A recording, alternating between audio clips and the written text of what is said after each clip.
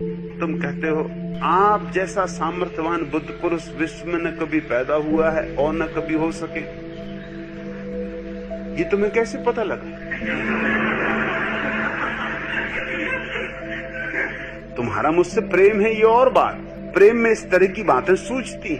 किसी स्त्री से प्रेम हो जाए तो लोग कहते हैं कि तुझसे ज्यादा सुंदर न कभी कोई स्त्री थी न कभी होगी। अरे क्लियोपैत्रा भी कुछ न थी, लैला भी कुछ न थी, हीर भी कुछ न थी। तू तो क्लियोपैत्रा और लैला और हीर सबकी मिली जुली खीर है।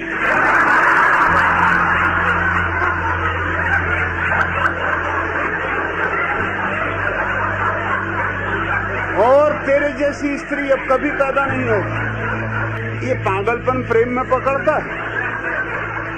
बुद्ध को प्रेम करने वाले यही कहते कि ऐसा बुद्ध पुरुष कभी नहीं हुआ और कभी नहीं होगा।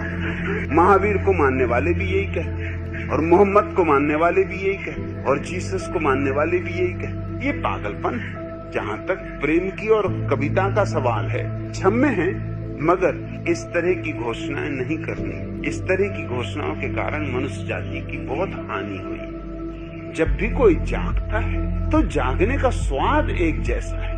वो चाहे 5000 साल पहले जागा हो, चाहे आज जागे, चाहे इस देह में जागा हो, चाहे किसी और देह में जागा हो, जागरण का स्वाद एक है, जागरण की अनुभूति एक है। तुम्हारा मुझसे प्रेम है, मेरे सन्यासियों का मुझसे प्रेम है, लेकिन मैं तुम्हें आगाह करता हूँ कि ये भूल बार बार हुई है, मेरे साथ नहीं होनी चाहिए। ये झगड़ा आगे खड़ा नहीं होना चाहिए।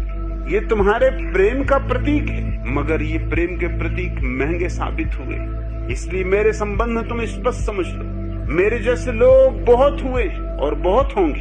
असल में बहुत होने चाहिए, इतने होने चाहिए कि पृथ्वी इस तरह के लोगों से ही भर जाए। मैं तो चाहूंगा कि ऐसी घड़ी आनी चाहिए जब हमें बुद्ध पुरुषों को अलग से गिनती करने की जरूरत न रह जाए। ये बात बदलनी चाहिए। किसी बगीचे में हजारों पौधे हों और एक पौधे पे फूल खिल जाए, एक फूल, तो स्वभावतः नजर उस पर अटक जाएगी। हम सदियों तक याद रखेंगे, मगर ये कोई शोभा की बात नहीं है। हर पौधे पे फूल होने चाहिए, और एक ही क्यों, हजारों होने चाहिए। जहाँ जागरण है वहाँ जो बोलो वही अमृत है। इसलिए मेरे सन्यासी इसे सदा स्मरण रखें कि मैं कोई आखिरी पैगंबर नहीं हूँ, न ही कोई आखिरी तीर्थंकर, न ही कोई आखिरी अवतार, न ही कोई आखिरी बुद्ध हूँ।